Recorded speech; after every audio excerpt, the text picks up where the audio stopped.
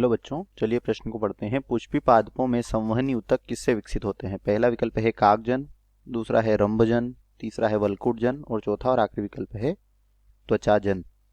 तो हमें यहाँ पर प्रश्न पूछा गया है कि जो पुष्पी पादप होते हैं इनमें संवहन ऊतकों का विकास किससे होता है। चलिए बात करते हैं इस प्रश्न की मुख्य अवधारणा। तो बच्चों, जो पुष्पी पादप होते हैं इनमें क्या होता है, तीन प्रकार के क्या होते हैं, तीन प्रकार के विभज्योतकी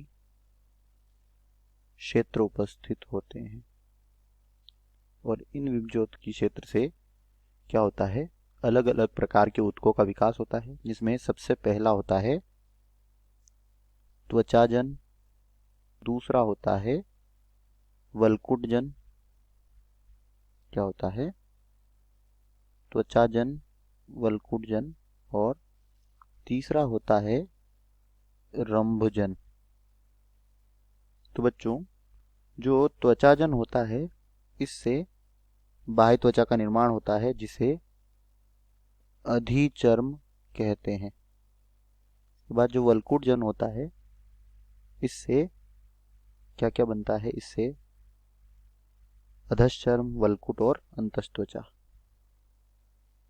क्या बनता है, इससे अधश्चर्म और सामान्य वल्कुट, लिख लेते हैं इसको यहाँ पर, सामान्य वल्कुट बनता है इससे, और क्या बनता है, अधश्चर्म, सामान्य वल्कुट और अंतश्चर्म।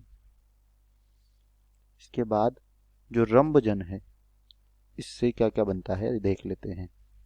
तो बच्चों, रंभजन से परिरंभ संवहन पूल, मज्जा किरणें, परिरंभ और संवहन पूल और मज्जा किरणें और मज्जा का इससे निर्माण होता है। संवहन पूल का निर्माण जो यहाँ पर किससे हो रहा है, रंभजन से हो रहा है। तो अगर बात करें यहाँ पर विकल्पों की, तो पहला है काकजन। तो बच्चों, काकजन से यानी कि जो काग होता है उसका निर्माण होता है कारकेधा का। ए विकल्प यहाँ पर गलत हो जाएगा। बी है रंभजन, यही हमारे प्रश्न का सही उत्तर है। वल्कुटजन से संवहन पुल नहीं बनते और न ही त्वचाजन से बनते हैं। तो दिए गए प्रश्न का सही उत्तर विकल्प बी। आशा करते हैं आपको समझ आया होगा। धन्यवाद।